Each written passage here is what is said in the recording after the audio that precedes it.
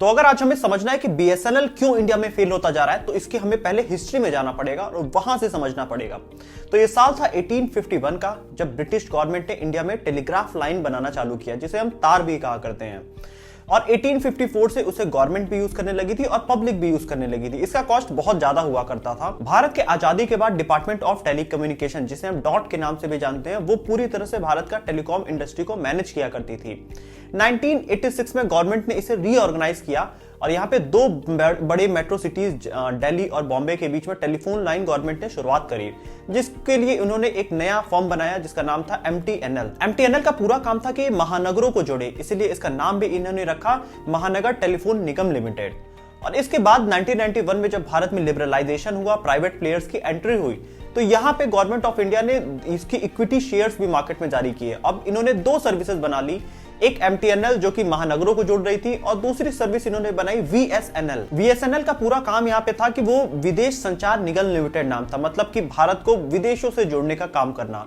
लेकिन बाद में इसे कुछ भारतीय प्राइवेट प्लेयर्स को भी गवर्नमेंट बेचना शुरू कर दी, जैसे कि टाटास को गवर्नमेंट ने यहाँ पे बेचना चालू कर दिया इसकी इक्विटीज। इसके बाद साल 1999 में गवर्नमेंट ने इसको और ज्यादा चेंज किया और जो डिपार्टमेंट ऑफ टेलीकम्युनिकेशन था, इसको दो पार्ट में डिवाइड किया, एक डिपार्टमेंट ऑफ टेलीकम्युनिकेशन और एक डीटीएस।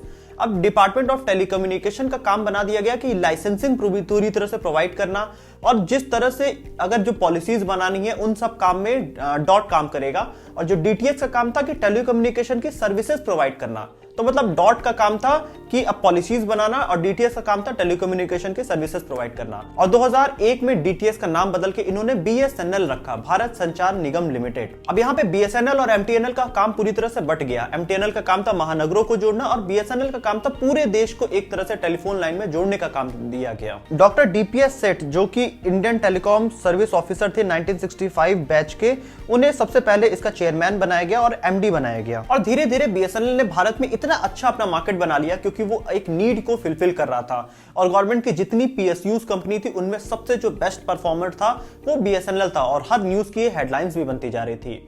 लेकिन ऐसा क्या हुआ जो 2001 में सबसे अच्छी कंपनी थी वो आज की डेट में सबसे बेकार गवर्नमेंट की कंपनी है? तो दोस्तों, इसके बीच में एक बड़ा गैप है और इस वीडियो में हम कोशिश करेंगे कि उस गैप को आपके सामने ओपन किया जाए कि क्या एग्जैक्टली पॉलिसीज में कमी रही जिसके बारे में कभी कहीं बात नहीं किया गया है।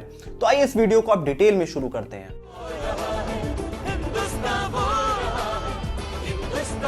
बीएसएनएल का क्रिस्टल क्लियर नेटवर्क देश के कोने कोने में मौजूद।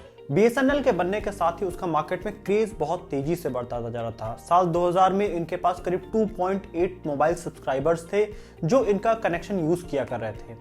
अगर हम बात करें कि इन्होंने इंटरनेट की शुरुआत भी साल 2000 में ही की थी भारत में, और 2002 में इन्होंने 2G का अपना नेटवर्क इंडिया में बांटना चालू कर दिया था जिससे कि लोग इंटरनेट एक्सेस कर सकें। इसके बाद बीएसएनएल बहुत तेजी से ग्रो करता जा रहा था और शुरुआती मुनाफा इनको काफी तेज होता जा रहा था। साल 2004 में रामविलास पासवान जी भारत के टेलीकॉम मंत्री थे और उसी साल अगर हम बात करें तो एयरटेल के बाद बीएसएनएल दूसरी सबसे बड़ी टेलीकॉम फर्म बन गई थी। और 2005 में इन्होंने एयरटेल से भी ज्यादा सब्सक्राइबर्स भारत में जोड़े थे। मतलब इस समय बीएसएनएल सबसे तेजी से आगे ग्रो करती जा रही थी। इसके बाद दयानिधि मारन टेलीकॉम मिनिस्टर बनते हैं भारत के। कुछ टाइम तक ये चीजें ठीक चलती है, लेकिन 2006 में कुछ ऐसी खबर आती है कि सन नेटवर्क के लिए दयानिधि मारन, जो उनके भाई का था सन नेटवर्क, उसके लिए ये कुछ इलीगल तरीके यूज कर रहे थे बीएसएनएल के थ्रू प्रॉफिट पहुंचाने के लिए। तो अब इस तरह की जब न्यूज मार्केट में आने लगी तो काफी ज्यादा अब बीएसएनएल के ऊपर कंट्रोवर्सीज आने लगी थी। यहाँ पे उन्होंने मिसयूज किया था 323 टेलीकॉम कनेक्शंस को बीएसएनएल के अपने टेन्योर के दौरान, जिससे कि बीएसएनएल को काफी बड़ा नुकसान हुआ था। और इसके बाद सीबीआई ने केस भी फाइल किया था दयानिधि मारन के ऊपर और जो जनरल मैनेजर थे बीएसएनएल के उस समय के, उनके ऊपर। यहाँ पे सन नेटवर्क के द्वारा करीब 51 लाख कॉल किए गए थे उन 330 टेलीकॉम कनेक्शन के थ्रू, जिससे करीब 1500 करोड़ का नुकसान बीएसएनएल को उस समय पहली बार हुआ था। बीएसएनएल को पहला ये शुरुआती झटका था और इसके बाद बीएसएनएल अपना सर्विस और बेटर करने का सोचती है और वो यहाँ पे वाईमैक्स टेक्नोलॉजी लाने का भारत में सोचते हैं, जिससे वो अपना कनेक्शन और ज्यादा भारत में इंप्रूव कर सके और अपना ब्रॉडबैंड कनेक्शन और बेहतर बना सके। यहाँ पे बीएसएनएल 4th जनरेशन सर्विस देना चाहती थी, लेकिन उस समय के टेलीकॉम मिनिस्टर ए राजा ने इसको पूरी तरह से खारिज कर दिया। और वहीं जो प्राइवेट प्लेयर्स थे एयरटेल जैसे, वो सब ये टेक्नोलॉजी बहुत इजीली यूज करते जा रहे थे और बीएसएनएल अब मार्केट से थोड़ा थोड़ा पिछड़ रही थी। लेकिन इसके बाद कई बार बीएसएनएल ने कोशिश किया कि वो वाईमैक्स टेक्नोलॉजी भारत में इंट्रोड्यूस करे, जिससे कि और ज्यादा वो बेटर सर्विस दे सके। और 2009 में उन्होंने कुछ प्राइवेट प्लेयर्स को भी इन्वाइट किया, जिससे कि बिडिंग लगाई जा सके और उनको टेंडर दिया जा सके। लेकिन यहां पे भी एक और घोटाला सामने आया कि कई ऐसे प्राइवेट प्लेयर्स हैं जिनका सरकार से कुछ साठगांठ है और उसकी वजह से कुछ ज्यादा वो फायदा उठा रहे हैं। अब ये मार्केट में जब खुला तो काफी ज्यादा इश्यूज होने लगे इसके वजह से, और इस वजह से ये बिडिंग पूरी तरह से कैंसिल करनी पड़ी। और यहीं पे बीएसएनएल प्रपोज करती है कि वो चाइना से कुछ इक्विपमेंट्स इंपोर्ट करना चाहती है, जिस तरह से बाकी प्राइवेट प्लेयर्स कर रहे होते हैं। लेकिन होम मिनिस्ट्री इसको सीधी तरह से मना कर देती है। लेकिन वहीं जो इनके कंपटीटर्स रहते हैं प्राइवेट प्लेयर्स, वो सब कुछ चाइना से इक्विपमेंट्स इंपोर्ट कर रहे थे। अब चाइना से इक्विपमेंट बहुत सस्ते हुआ करते थे, तो बीएसएनएल भी उसका फायदा उठाना चाहती थी। लेकिन गवर्नमेंट पॉलिसीज इसको आर्ग्यू नहीं करने दे रही थी, इनको आगे नहीं बढ़ने दे रही थी, जिस वजह से बीएसएनएल को एक बार और प्रॉब्लम आई। और इसके बाद आता है 2G घोटाला। मनमोहन सरकार में दूरसंचार मंत्री रहे ए राजा ने टेलीकॉम सेक्रेटरी सिद्धार्थ बेहरुआ और ए राजा के निजी सचिव आर.के. चंदोलिया के साथ मिलकर प्राइवेट टेलीकॉम ऑपरेटर्स को अरबों रुपये का फायदा पहुंचाया। साल 2010 में जब यहाँ पे टेलीकॉम घोटाला होता है तो ए राजा जो उस समय के मिनिस्टर थे, उनके किसी फ्रेंड को वाईमैक्स टेक्नोलॉजी के लिए टेंडर दिया गया था कुछ ज्यादा फायदा पहुंचाने के लिए, और ये पूरी तरह से एक बड़ा घोटाला सामने आया था। रातों रात इनका जो मार्केट शेयर था और इनका जो शेयर की प्राइस थी उसमें करीब 5-6% का गिरावट आती दिखी, और सुप्रीम कोर्ट ने इस समय सारे टेंडर्स इनके कैंसिल कर दिए। और एट लास्ट जो ये टेक्नोलॉजी 2006 में लाना चाहते थे वो इन्हें 2013 में लानी पड़ी। बीएसएनएल के लॉसेस मार्केट में लगातार बढ़ते जा रहे थे, और अगर हम 2016-17 में देखें तो बीएसएनएल के लॉस करीब 4,700 करोड़ से ज्यादा का था, और 2017-18 में इनका लॉस बढ़ के करीब 7,900 करोड़ से ज्यादा का हो गया था। और 2016-17 में नीति आयोग ने इसका संज्ञान लेते हुए ये भी कहा कि अब हमें बीएसएनएल को आगे जाके बंद भी कर देना चाहिए। आज की डेट में बीएसएनएल अपने जो कर्मचारी हैं उनको तक वेतन नहीं दे पा रही है, तो बीएसएनएल जो सबसे अच्छी पीएसयू थी वो इस हालत में कैसे आई। तो अगर हम कुछ फैक्ट और डेटा अगर रीड करेंगे जो कि आपको किसी न्यूज चैनल पे और या फिर कहीं नहीं पढ़ने को मिलता है, तो उस पे हमें डेप्थ तक जाना पड़ेगा ताकि हम समझ पाएंगे कि बीएसएनएल क्यों फेल हो गई। तो आइए अब डिटेल में हम जाने की कोशिश करते हैं। तो दोस्तों इसके लिए अब हमें थोड़ा सा स्टोरी में और पहले जाना पड़ेगा। दो तरह के कनेक्शंस होते हैं, एक वायर लाइन होता है, एक वायरलेस होता है। वायर लाइन वो होता है जो जमीन से तार के थ्रू बिछा करता है। बीएसएनएल शुरुआत में इसमें काफी ज्यादा एक्सपर्ट थी। और दूसरा जो टाइप का कनेक्शन जो वायरलेस होता है वो जो आपके आसपास टावर लगा होता है उसके थ्रू आपको नेटवर्क आता है।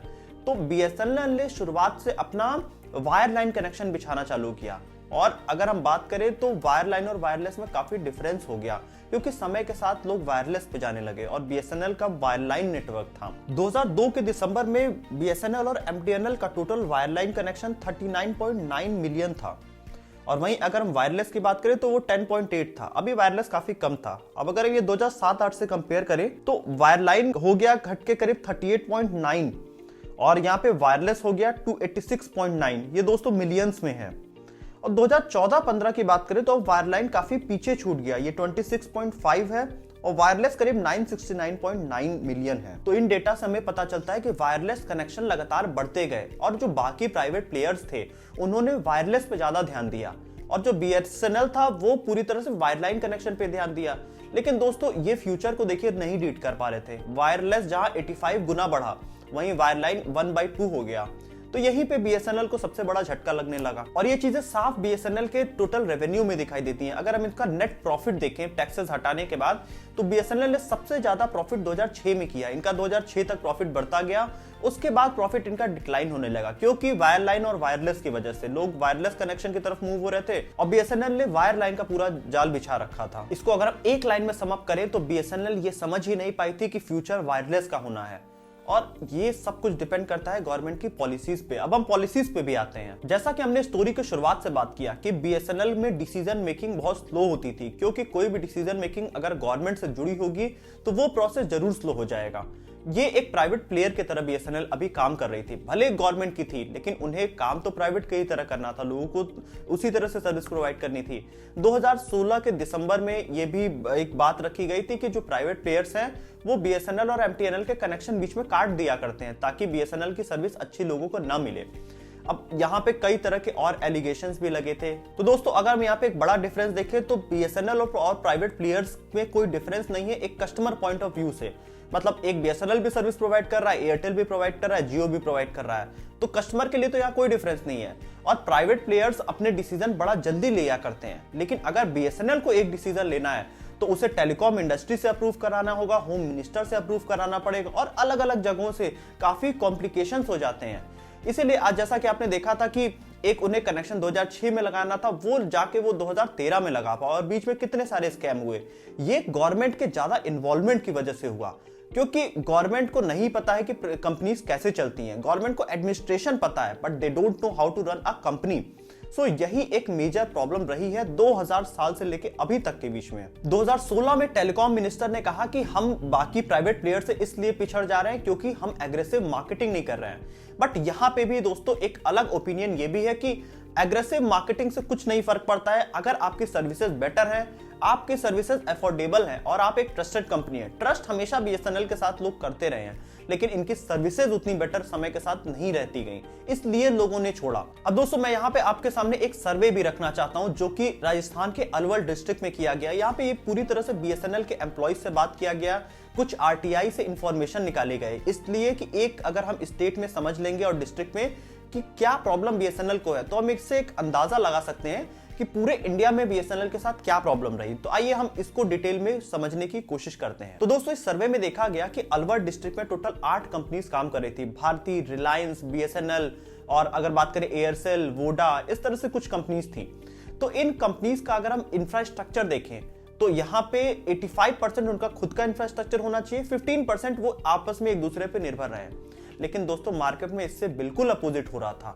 ये पूरा सिनेरियो ये था कि बीएसएनएल टोटल 7 कंपनीज को प्रोवाइड कर रही थी अपना इंफ्रास्ट्रक्चर और बाकी 7 कंपनीज मिल के भी बीएसएनएल को उतना अपने इंफ्रास्ट्रक्चर नहीं प्रोवाइड कर रही थी।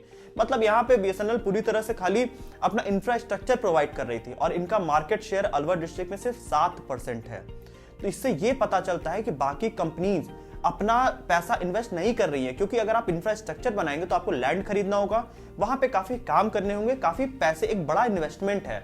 तो बाकी कंपनीज ने इसमें इन्वेस्टमेंट किया ही नहीं। ये बीएसएनएल के इन्वेस्टमेंट पे बाकी सारी कंपनीज रन कर रही हैं, लेकिन उससे बीएसएनएल को क्या प्रॉफिट था? बीएसएनएल का तो मार्केट शेयर सिर्फ 7% का था। अब आप सोच रहे होंगे कि अगर बीएसएनएल अपना इंफ्रास्ट्रक्चर प्रोवाइड कर रहा है तो वो कुछ रेंट भी लिया करता होगा। तो यहाँ पे बीएसएनएल 16,000 रुपए पर आईपी का यहाँ पे रेंट लिया करता था एक एक कंपनी से। लेकिन अगर कोई भी एक दिन अगर बीएसएनएल सर्विस नहीं प्रोवाइड कर पाया या फिर अगर उनके सर्विस में कोई प्रॉब्लम आया तो पर डे का बीएसएनएल को 2,000 रुपए उन कंपनीज को वापस देना पड़ता था। तो इससे क्या हुआ कि कंपनीज अपने फायदा उठा लेती थी और प्राइवेट कंपनीज को यह पता है कि टेक्नोलॉजी लगातार चेंज हो रही है, तो इस इंफ्रास्ट्रक्चर में पैसे लगाना तो बेवकूफी होगा। और बीएसएनएल ने वहां पे ह्यूज इन्वेस्टमेंट करके रखा है जिसका रिटर्न उनके लिए बहुत ही कम है। दोस्तों ये तो बात हो गई इंफ्रास्ट्रक्चर की। अब हम समझते हैं बीएसएनएल के एम्प्लॉइज कितने स्किल्ड थे। तो जब 1999 में हमने बात किया कि कंपनी 2 पार्ट में डिवाइड हुई, एक डिपार्टमेंट ऑफ टेलीकम्युनिकेशन डॉट और एक डीटीएस, तो यहाँ पे जो टोटल एम्प्लॉइज थे उनको बीएसएनएल में डाला गया जो कि नॉन टेक्निकल बैकग्राउंड के थे, बहुत सारे उसमें। मतलब यहाँ पे अगर हम देखें कि बीएसएनएल जो पूरा काम है इनका, ये पूरी तरह से टेक्निकल काम है, लेकिन इनमें जो एम्प्लॉइज आए वो जो पहले की कंपनियां चल रही थी, जो डिपार्टमेंट ऑफ टेलीकॉम की, मतलब कुछ पॉलिसी मेकर्स उस कंपनी को उठ के इस कंपनी में आ गए। अब इससे प्रॉब्लम क्या हुई कि यहाँ पे जो स्किल्ड पर्सन चाहिए था वो लोग स्किल्ड थे ही नहीं। वो कुछ उनमें से मोस्टली लोग साइंस बैकग्राउंड से बिलोंग ही नहीं करते थे, टेक्नोलॉजी से उनका कोई रिश्ता नाता ही नहीं पहले का था, और अब उनको बीएसएनएल का ऑपरेशन चलाना होता है। कितने सारे जूनियर टेक्निकल ऑफिसर यहाँ पे ऐसे लोग थे जिनका टेक्निकल से कोई लेना देना ही नहीं था। और ये चीज आप जूनियर लेवल पे भी नहीं, ये सीनियर लेवल पे ऐसा हो रहा था कि बीएसएनएल में कितने एम्प्लॉइज थे जो स्किल्ड ही नहीं थे। और बीएसएनएल की हालत ये थी कि वहां के जो डीजीएम थे उनका भी नॉन टेक्निकल बैकग्राउंड से वो बिलोंग करते थे। इवन लाइनमैन जो हुआ करते थे उनको भी ये नहीं पता था कि हमें लाइंस जोड़नी कैसे है। तो ये सारी कॉम्प्लिकेशंस और प्रॉब्लम आती जा रही थी। जब गवर्नमेंट इन्वॉल्व होती है तो कंपनीज का ये हालत होता है, क्योंकि गवर्नमेंट को नहीं पता है कि टेक्निकल चीजें कैसे चलती हैं। या तो आप उसके लिए उस टाइप के स्किल्ड पर्सन आप हायर करिए, बट यहाँ पे पिछली कंपनी से लोग उठा के इसमें डाले गए थे। आप शायद ये चीजें समझ पा रहे होंगे। इसीलिए जब लोग अपनी प्रॉब्लम बीएसएनएल को बताते थे कि मेरा जो टेलीकॉम नेटवर्क है वो अच्छा नहीं चल रहा है, तो बीएसएनएल के जो लोग हुआ करते थे, एम्प्लॉइज हुआ करते थे, वो उन्हें रिजॉल्व भी नहीं किया कर पाते थे। इससे क्या हुआ, कस्टमर का एक्सपीरियंस खराब होता गया समय के साथ। और वहीं पे प्राइवेट प्लेयर्स ने लीड ले ली। जितने एयरटेल, रिलायंस जैसी कंपनीज हैं, ये आईटी से स्टूडेंट्स उठाते हैं या बड़े किसी टेक्निकल बैकग्राउंड से बच्चे लेके आते हैं। तो उससे क्या होता है कि वो स्किल्ड पर्सन होता है, उसको ट्रेन करना इजी होता है। बट यहाँ पे बीएसएनएल को ट्रेनिंग्स की भी काफी सारी प्रॉब्लम्स हो रही थी। आज बीएसएनएल अपने बहुत बड़े एक कर्ज से गुजर रही है, और अगर हम इनका आज की डेट में मार्केट शेयर देखें तो सिर्फ 10% है या उससे भी कम है। और इनका लैंडलाइन कनेक्शन करीब 70% है इंडिया में, जिसका बहुत कम यूज है, क्योंकि सब यहाँ पे वायरलेस पे जा चुके हैं, सब मोबाइल फोन्स पे बात कर रहे हैं आज की डेट में। और बीएसएनएल ने फ्यूचर प्रेडिक्ट नहीं कर पाया कि फ्यूचर क्या होने वाला है। दोस्तों, ये तो एकदम वही स्टोरी हो गई जैसे हमने नोकिया में बात किया या कई सारी कंपनीज में हमने बात किया कि वो फ्यूचर नहीं समझ पाते हैं। यही बात एम्बेसडर के साथ भी हुई थी। लेकिन 2000 में शुरू हुई कंपनी जो स्टार्टिंग में इतना प्रॉफिटेबल थी, वो फ्यूचर कैसे नहीं प्रेडिक्ट कर पा रही। दोस्तों, अगर हम इसका फाइनली सम अप करके रीजन समझने की कोशिश करें तो गवर्नमेंट का नेग्लिजेंस इसका बहुत बड़ा एक रीजन है। पॉलिसी मेकर्स में भी बहुत बड़ी कमी रही है। तीसरी चीज, आप अपनी किसी भी कंपनी को पूरी तरह से इंडिपेंडेंटली वर्क करने देना चाहिए। इनके जो डिसीजंस हैं वो गवर्नमेंट नहीं लेनी चाहिए, नहीं तो आज भी ये प्राइवेट प्लेयर से आगे होते अगर ये खुद के डिसीजंस ले रहे होते तो। और जो सबसे बड़ी प्रॉब्लम रही है कि 2000 से लेके अभी तक में इतनी सारी जो गवर्नमेंट चेंज हुई, उसमें बीएसएनएल के ऊपर वो काफी इफेक्ट पड़ा। मतलब गवर्नमेंट्स कितनी भी बदलें, कंपनी के ऊपर इफेक्ट नहीं आना चाहिए। हर नई गवर्नमेंट अपनी नई पॉलिसी के साथ आती है, और जो कंपनी अपने पहले तरीके से काम कर रही थी, एक विजन के साथ काम कर रही थी, वो पूरा विजन चेंज हो जाता है। यही प्रॉब्लम बीएसएनएल को फेस करना पड़ा। तो यहाँ पे दोस्तों एक मेरी एडवाइस होगी, पीएसयूज को बिल्कुल इंडिपेंडेंट रखना चाहिए। पीएसयूज के डिसीजन में गवर्नमेंट्स इन्वॉल्व नहीं होने चाहिए, क्योंकि दोस्तों ये कंपनी अगर आज एक अच्छा परफॉर्म कर रही थी तो गवर्नमेंट का ये सबसे बड़ा एसेट होता, जैसा कि 2005-6 में बीएसएनएल कर रही थी। तो दोस्तों यही था हमारे साइड से एक एनालिसिस। हमने कई सारे इसमें रिपोर्ट्स को आपके सामने पेश किया। कोशिश थी कि जितना अंदर तक इस चीज को टच करके देखा जा सके।